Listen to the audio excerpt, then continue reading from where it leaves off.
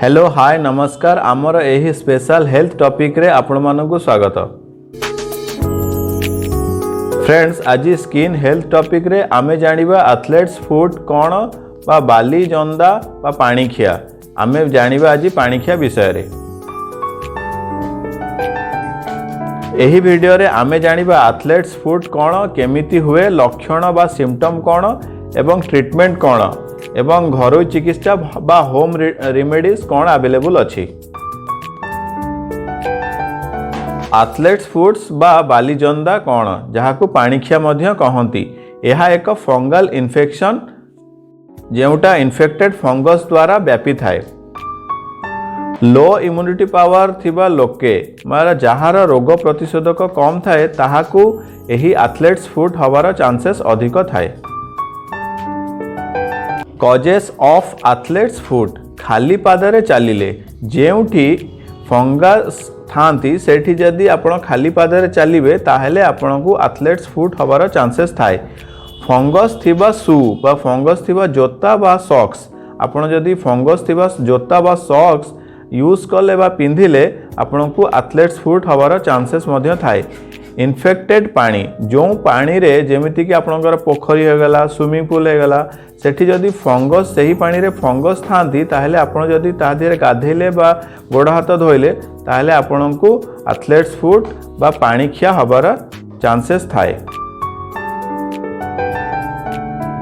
Symptom of athletes food लक्षण कौन पाणीखियार लक्षण कौन पाद आंगुठी एवं गोईठी कुंडे हेबा एवं भीषण कुंडे हेबा सहित जला पड़ा होइथाए। पादरे फोटका बा ब्लिस्टर हवा पाद आंगुठी संधि पादर जो आंगुठी अछि ता संधि मध्य फाटी जिबा नख एवं आंगुठीर कलर डिस्कलर बा कलर चेंज हो जिबा एही सबु लक्षण देखा जाए एथलेट्स फूड रे। ट्रीटमेंट ऑफ एथलेट्स फूड्स बा चिकित्सा कौन व्यवस्था अछि पाणीखियार जदि आपणको एही सब लक्षण देखा जाए ताहले आपण निकटस्थ फार्मेसी को जाइकी निजर ओटीसी मेडिसिन आनी परिबे। ओटीसी मेडिसिन मध्य रे आपण मिकोनाजल टर्बेनाफाइन कोट्रिमाजल ब्यूटेनाफाइन एहार आपण क्रीम बा लोशन बा ऑइंटमेंट आनिकी आपण व्यवहार करि परिबे बा लगै परिबे। जदि आपणकर एही ऑइंटमेंट बा क्रीम रे भल न हैला ताहेले डेरी न करिकी डर्माटोलॉजिस्ट सहित कंसल्ट करिबा कथा।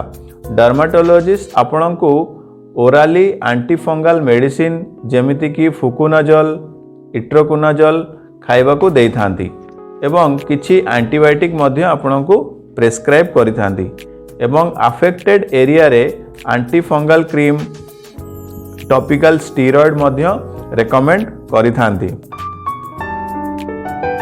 एबे जानिबा एथलेट्स फूड रो घरोई उपचार कौन।